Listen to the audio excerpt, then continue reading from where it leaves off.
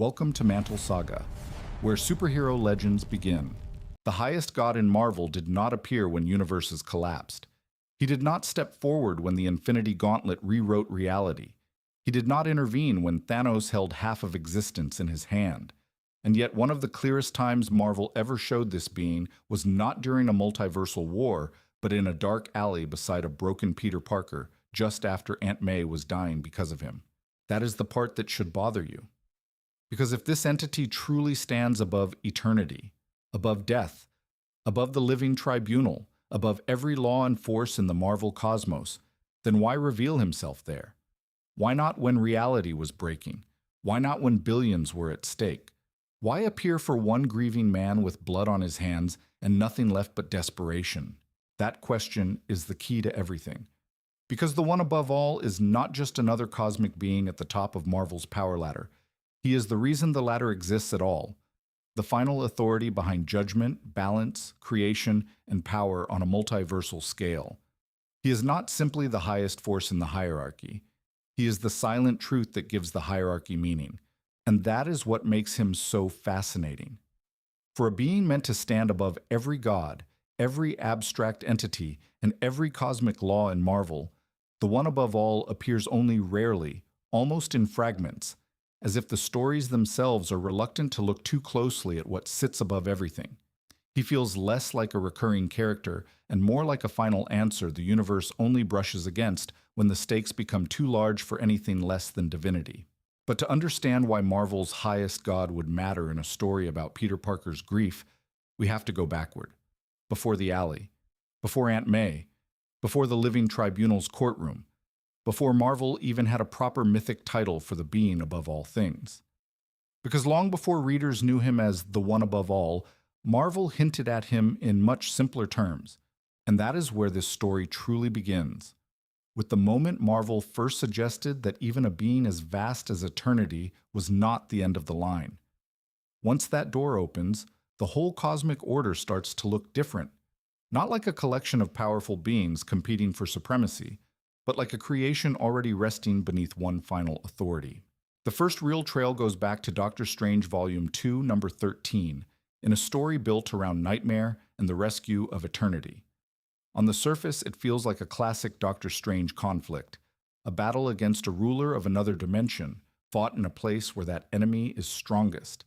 But hidden inside that encounter is one of the most important clues Marvel ever gives us about the true structure of its cosmos. When Doctor Strange frees Eternity, Eternity explains something that changes the scale of everything. He is not all existence in the absolute sense. He is only the eternity of this universe, one embodiment of one reality, unimaginably vast, but still confined to a single cosmic frame. That means even a being like Eternity, who can look godlike from the perspective of mortals, is still not the final summit. And then Marvel makes the hierarchy clearer. When Eternity refers to the power above him, he does not use a cosmic title or some symbolic alias. He simply says God. The meaning is direct. Eternity exists only within this reality, but God rules all realities. In one stroke, Marvel draws the line between embodying a universe and standing above the totality of universes. That moment matters because it arrives before Marvel had fully developed the later language of its cosmic hierarchy. It is blunt, almost surprisingly blunt, but that is what makes it so revealing. Long before fans debated cosmic rankings, Marvel had already planted the idea that no universal abstract, not even one as immense as Eternity, was the last word. Later stories would move away from that direct language and adopt a more mythic, more distinctly Marvel framing for this supreme being. But the central idea never changed. There is a difference between being everything within one universe and ruling over all universes at once. Eternity may personify existence in one reality, but the being above him belongs to a category beyond comparison. And once Marvel establishes that even Eternity is not the top, the next question becomes inevitable. If the highest forces inside a universe still answer to something greater, then who enforces order when power on that scale is abused? That is where the story moves from the idea of God to the cosmic judge who acts beneath him. That question becomes unavoidable in the aftermath of Infinity Gauntlet. In Warlock and the Infinity Watch number 1, Adam Warlock is brought before the Living Tribunal and other cosmic entities to answer for what he did with the gauntlet. And in that moment, Marvel makes something very clear. Limitless power inside a universe is still not the same as authority over the universe. Warlock, still arrogant enough to trust the weapon in his hand, lashes out in rage and turns the Infinity Gauntlet against the beings judging him. Under normal circumstances, that should be catastrophic. The gauntlet commands time, space, reality, power, mind, and soul. The full architecture of existence concentrated into one will. But the Living Tribunal ends the rebellion almost casually. He calls for order, and Warlock's power is stripped of its force in an instant. No long battle, no desperate clash, just judgment overriding power. That scene is one of the most important in Marvel's cosmic hierarchy because it redraws the scale. The Infinity Gauntlet may look like the highest weapon in existence, but it is still bound to a universe. It is supreme within a system. The Living Tribunal stands above that system's internal power struggles and speaks from a higher level of law. And even then, Tribunal is not presented as the source. He speaks like a representative, an enforcer of a greater order, not the creator of that order. That distinction matters. Because Marvel is showing us that the Tribunal is not the peak of the pyramid. He is the cosmic court, the visible hand of balance, the being who acts because something higher gave balance its legitimacy in the first place. That is what separates the upper Marvel cosmos from a simple who is stronger ladder. The Living Tribunal is not just more powerful than Warlock the way one fighter is stronger than another. He belongs to a different category entirely. Warlock uses power. Tribunal defines the limit of power. And once Marvel establishes that even the Infinity Gauntlet can be overruled, the next mystery becomes even bigger. If the Tribunal can silence a force like that with a word, then what stands above the Tribunal himself? What is the source of the law that even cosmic judges obey?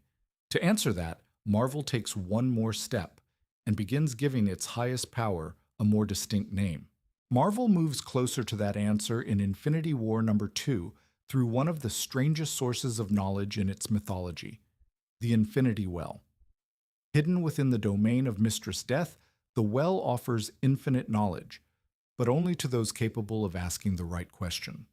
That detail matters because in Marvel's upper cosmology, truth is never just handed over. It has to be reached. As the events around Adam Warlock and the cosmic hierarchy are revisited, the story gives us something more important than exposition. It gives us language.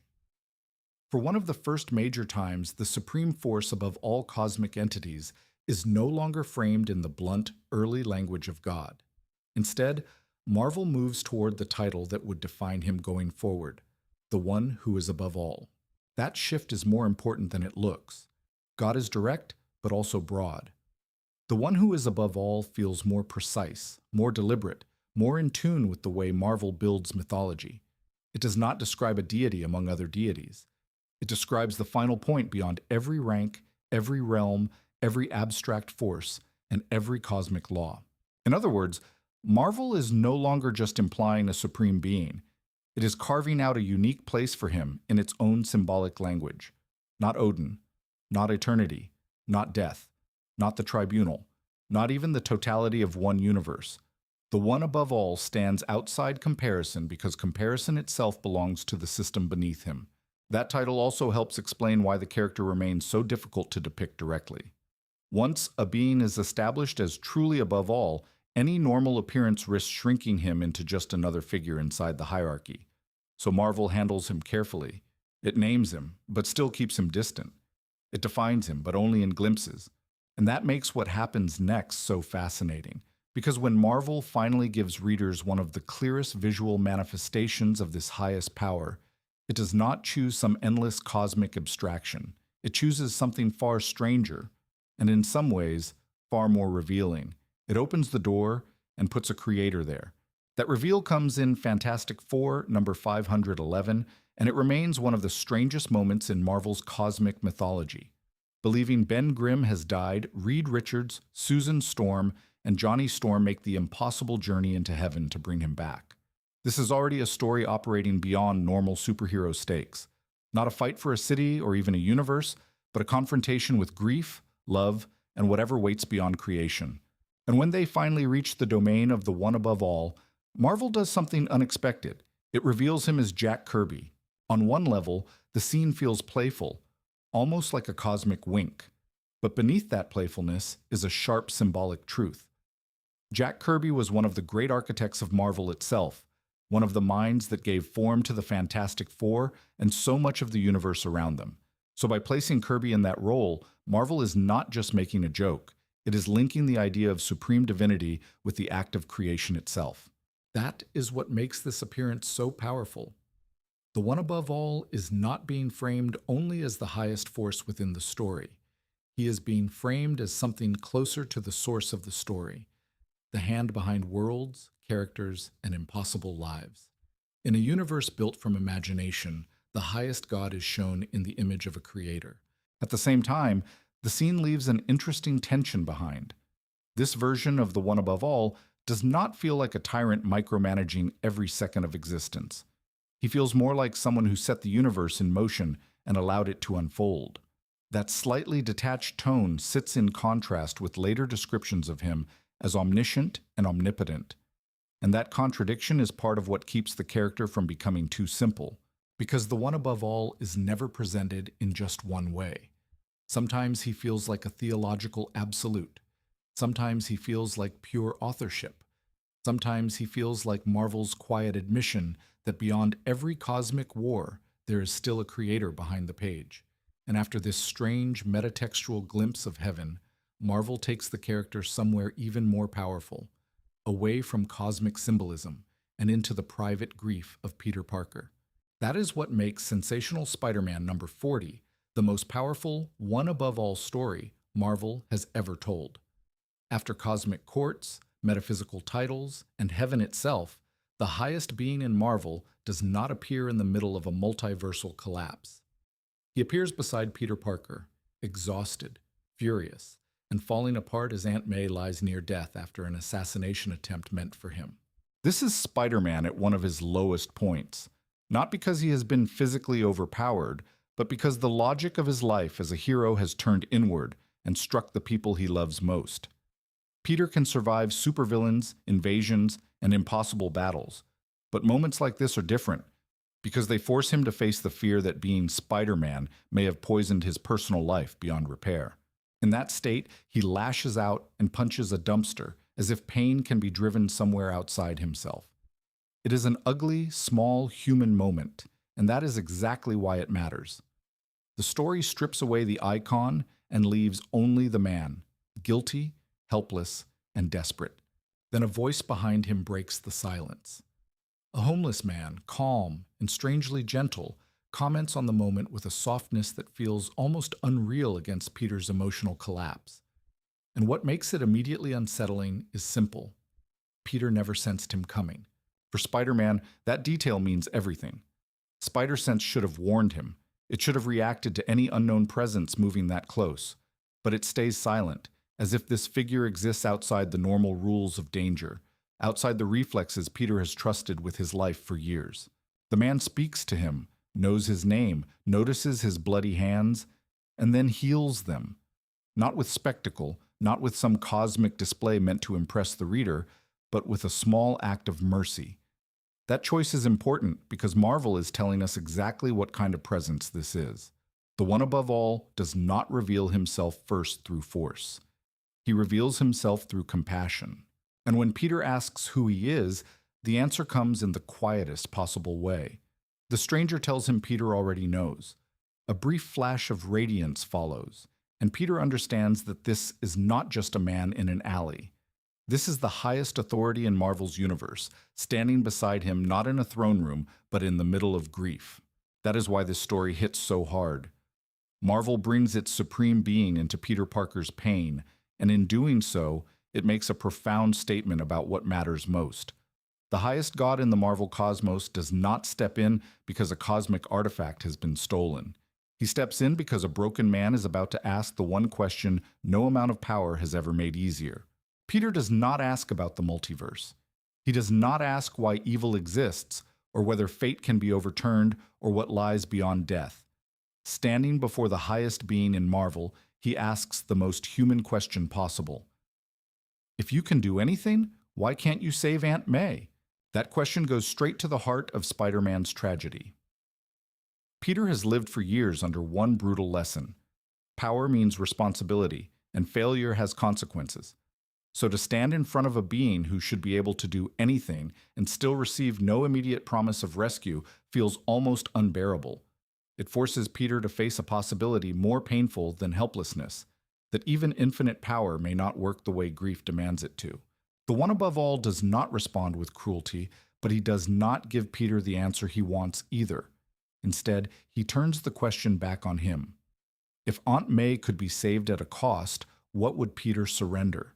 If it meant giving up Spider-Man, his future, even the shape of his life itself, would he still do it?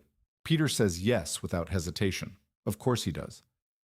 Beneath the costume and the legend, Peter Parker is still someone whose deepest instinct is to protect the people he loves, even if it costs him everything. In that moment, all the glory of being a hero becomes meaningless next to one hospital bed. He even goes further. Peter asks if his story itself could be rewritten, if someone else could have been bitten by the spider, if his life could have gone another way, if all this pain could have been erased at the source. That is not just grief. That is exhaustion so deep it starts to sound like surrender, the desperate wish that none of this had ever begun. And that is where the scene becomes more than a plea for a miracle. It becomes a confrontation with one of the hardest truths in superhero mythology. Power can stop disasters, but it cannot guarantee a life untouched by suffering. In many cases, power does the opposite. It turns the hero into a target, and everyone they love stands in the blast radius. The One Above All seems to understand that Peter is not looking for philosophy. He is looking for relief, for proof that goodness still means something when the people closest to you are the ones who bleed for it. But the answer Peter is about to receive will not erase pain. It will force him to see what pain has existed beside all along, and why that still may not be enough to comfort him. Instead of answering with pure explanation, the One Above All takes Peter somewhere tied to memory. He brings him to Robert Moses Beach, a place from Peter's childhood, from the years when Uncle Ben and Aunt May were not symbols of loss, but simply family. That choice matters because the One Above All is not trying to impress Peter with the scale of the cosmos. He is taking him back to the emotional ground beneath Spider-Man, to the life that existed before the mask turned every relationship into something fragile. As they walk the boardwalk, the noise of heroism falls away. No sirens, no collapsing buildings, no villains waiting at the end of a countdown. Just Peter Parker, a quiet stretch of memory, and the unbearable weight of what he might lose. Then the One Above All shows him the people he has saved, not just the dramatic rescues that would make headlines, but the quieter ones, strangers who kept living because Peter was there for a few seconds at the exact right moment, a child not struck by a car, a family not shattered, a life that continued and then another life that continued because of it. This is one of the most important truths about Spider-Man. He does not usually change the world through one final godlike victory. He changes it in fragments, in moments, in lives preserved so briefly and so quietly that even he cannot measure their full impact. The One Above All is showing Peter something he rarely has time to see, the hidden chain of mercy his life has created. For a moment, Peter understands the scale of that good. He sees that his suffering was never empty, that his choices mattered to people whose names he may never know. But even that revelation cannot touch the center of his pain, because this is Peter Parker. You can show him 1,000 lives he saved, and he will still break over the one life he cannot protect. Gratitude does not erase fear. Meaning does not cancel grief. Cosmic perspective does not make a hospital room feel less real. And the One Above All knows that. He does not ask Peter to be satisfied with the math of heroism. He does not pretend that good done elsewhere makes personal loss easier to bear. Instead, he pushes Peter toward the harder truth waiting underneath all of this, that suffering does not just wound a hero. It can shape what kind of hero that person becomes. That is where the One Above All begins to speak less like a miracle giver and more like a witness to what suffering does to a person. He tells Peter that everyone has a role to play, not in the shallow sense of fate as a script, but in the deeper sense that pain, choice, and consequence shape who a person becomes. And for Peter Parker, that shaping has always come through loss. The spider bite gave Peter power, but it was grief that gave that power meaning. Uncle Ben's death turned ability into responsibility, and every wound after that only deepened the lesson. Spider-Man was never defined only by what he could do. He was defined by what he kept choosing to do after pain had every reason to make him stop. That is why Aunt May's possible death matters on a different level. This would not just be another tragedy in Peter's life, it could become another fracture that changes the way he sees himself, the world, and the burden of being Spider-Man. It could deepen him, or it could darken him. And that is the danger beneath the grief. Not only that Peter may lose Aunt May, but that loss on this scale could bend his moral center. In superhero stories, people fear what happens when power grows too great.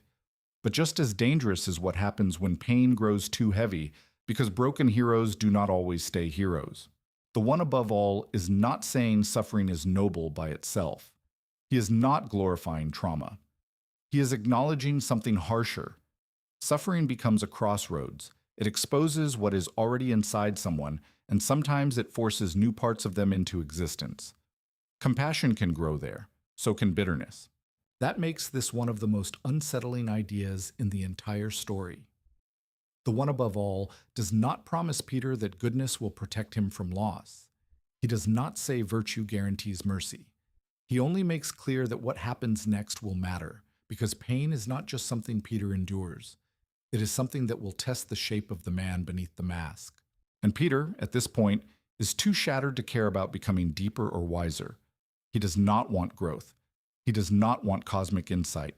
He wants Aunt May alive. That is the wall the conversation keeps crashing into, the place where all philosophy becomes too small against one human plea. And Peter finally says it plainly. After everything he has seen, the beach, the memories, the lives he saved, the proof that his existence has mattered to countless people, none of it changes the one truth tearing through him. He does not want Aunt May to die. He is not asking to understand the universe anymore. He is asking the universe to spare one person. That confession strips Spider-Man down to his barest self. No costume, no legend, no grand idea of heroism, just a grieving man begging for mercy from the highest power he will ever face. And that is exactly why this scene hits so hard. Peter is not being tested as an icon here. He is being exposed as a human being. The one above all does not answer with thunder, and he does not offer Peter the certainty he wants. Instead, he gives him something quieter and harder. Faith, not a guarantee, not a direct promise that everything will unfold the way Peter hopes. Just faith. The demand to keep moving even when the heart has no proof that hope will be rewarded. Then Peter is shown a possible future.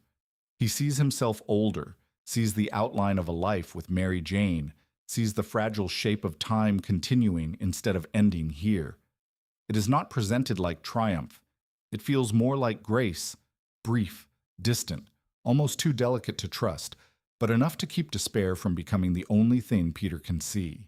That is what makes this appearance of the one above all so powerful. He does not arrive to dominate a battlefield or humiliate some cosmic tyrant. He arrives at the edge of Peter Parker's collapse and offers the one thing stronger than explanation, the possibility that pain is not the end of the story. But Marvel is careful even here. Faith is not rescue. Hope is not the same as safety. Peter is not given a world without cost. He is given a reason not to let suffering define the final shape of his soul.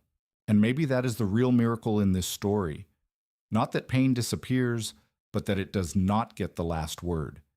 In a universe filled with gods, artifacts, and impossible power, the one above all reveals himself not by ending suffering completely, but by refusing to let suffering be the only truth. When you step back from all these appearances, a clear pattern emerges. The one above all is not written like Galactus, who arrives as hunger, or eternity, who embodies existence, or even the Living Tribunal, who appears to deliver judgment. He exists as the final context behind all of them, the silent summit that gives Marvel's entire cosmic order its meaning.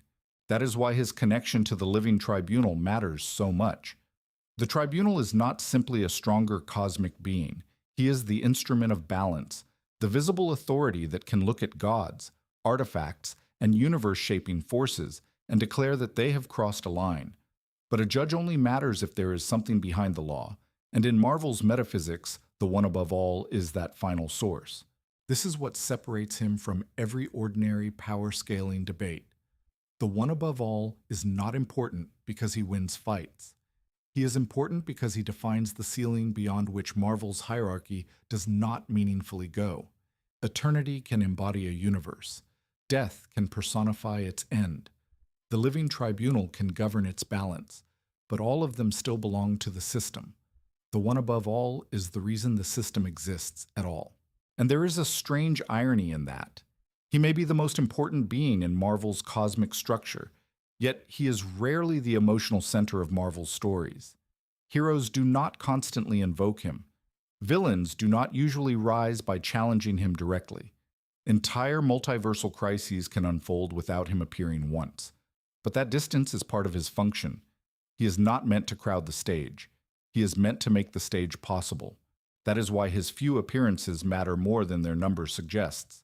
In Doctor Strange, he is the force above eternity. In Warlock's story, he explains why even the Infinity Gauntlet can be overruled. In Fantastic Four, he becomes a symbol of creation itself. In Spider-Man, he descends into personal grief and reveals that Marvel's highest divinity is not only about scale, but about meaning. So in practical terms, the Living Tribunal may seem more active, more immediate, even more significant to the machinery of cosmic events. But activity is not supremacy. Tribunal governs balance. The one above all gives balance its legitimacy. Tribunal speaks the verdict. The one above all is the reason a verdict can matter at all.